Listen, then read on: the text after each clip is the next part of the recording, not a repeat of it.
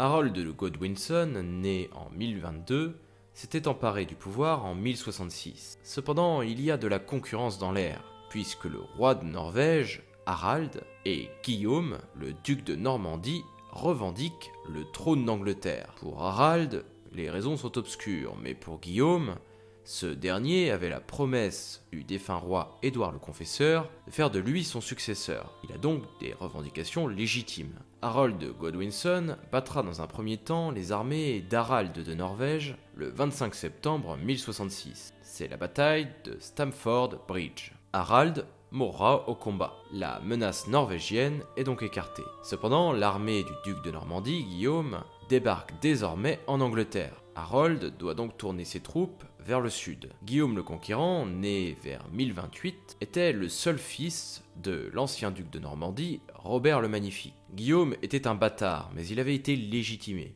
Lorsque son père meurt, Guillaume est très jeune.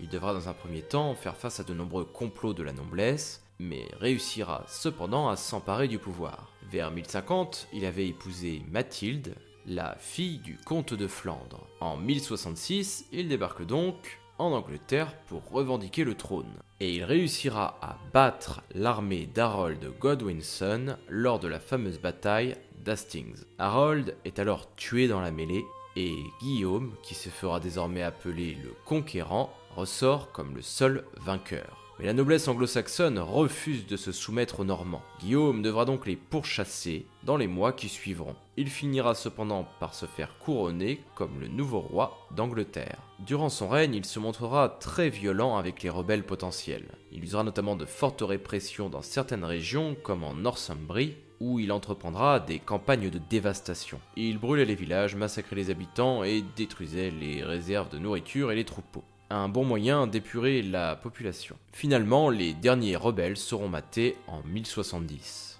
Cette même année, son duché de Normandie devient difficilement gouvernable puisqu'il y a de nombreuses révoltes, notamment soutenues par le comte d'Anjou et surtout le roi de France Philippe Ier. Guillaume doit donc retourner en Normandie pour mater les rebelles. Mais en 1075, il doit retourner en Angleterre pour mater des rebelles là-bas. Mais dès la fin 1076, c'est de nouveau la guerre en Normandie, retour à la case départ. En 1078, son propre fils, Robert Courteheuse, se rebelle contre lui. La Normandie est à feu et à sang. Finalement, une paix sera signée en 1080 entre les deux hommes. Robert reçoit alors quelques responsabilités en Angleterre.